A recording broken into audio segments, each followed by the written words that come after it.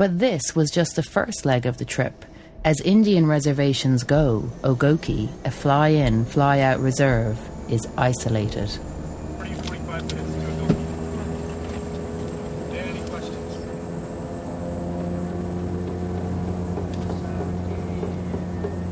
We flew in over the muskeg on a small twin otter.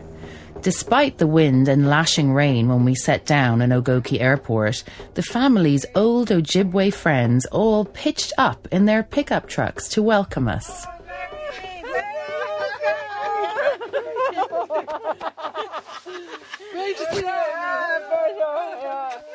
All those years ago, it was my dad's passion for knowledge and the out-of-doors, nourished by youthful adventures in Plassey, County Limerick, Kilkee, County Clare, his university days, and Mum's teaching expertise and open spirit that had brought us here.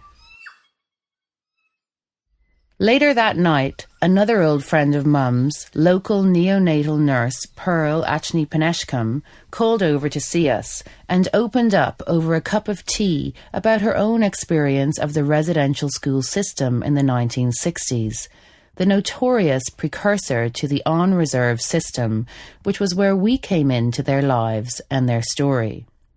Though Mum had some knowledge of Pearl's family experience, this was the first time she heard the story from Pearl herself. Okay. And you went to school that was a residential school, was it? So what was that like? As good as, yeah. you know. But I did go there for 8 years. And, during that time there, we did lose a brother. And he ran away and he froze to death. And oh my God! He was about 12 or so. That was terrible. Yeah. Devastating. What was his name? Charlie.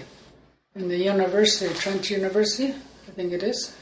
There is a theatre. Charlie Wenjack Theatre, it's called. Wow. Yeah. That's amazing. So that's the only place. A tribute to him. Yeah. Mm-hmm. It was when he died. Ian Adams, one of the newspaper writers, was the one that put that story in the Macleans. Like many native people today, Charlie Wenjack was lost in the white man's world. Charlie Wenjack would have been 13 years old on January the 19th.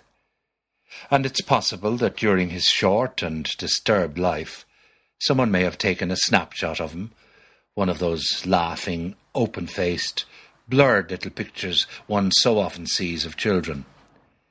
But if a snap was taken, nobody knows where it is now. There are 5 police pictures of Charlie, though. They are large 8x10 prints, grey and underexposed, showing the thin, crumpled little body of a 12-year-old boy with a sharp-featured face. He's lying on his back, and his thin cotton clothing is obviously soaked. His feet, encased in ankle-high leather boots, are oddly turned inward. In one of the photographs, an Ontario provincial police sergeant is pointing down at Charlie's body where it lies beside the CNR track. So Macleans got a hold of that, so they printed out the story of his life in the school when he died. That's what they did. Yeah, and obviously he was running away to go home, or cause... Yeah. Well, actually, though, he was heading in the wrong direction, so he was going the other way down the tracks.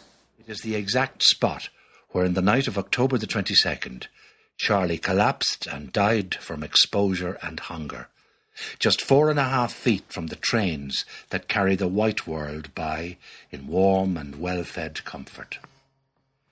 When they found Charlie, he didn't have any identification. All they got out of his pockets was a little glass jar with a screw top. Inside were 6 wooden matches.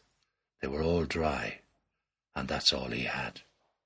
Charlie Wenjack was an Ojibway Indian attending Cecilia Jeffrey Indian Residential School in Kenora, Ontario. He became lonely and ran away.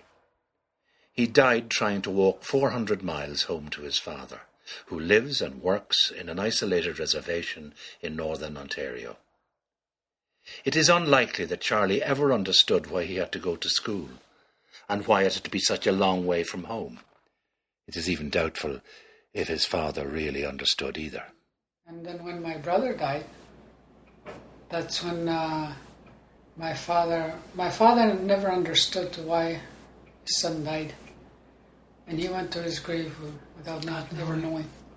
And my mother today, still to this day, waits for somebody to tell her why. Why he ran away? No, why he had to die. Because they told him, we're going to take care of the kids. Mm-hmm. And they thought So they they could told- trust the government. See.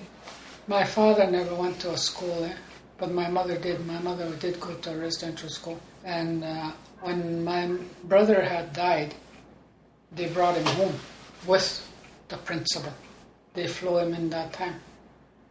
And I've never seen my father angry, but it took 4 men to hold him down. He was ready to attack the principal.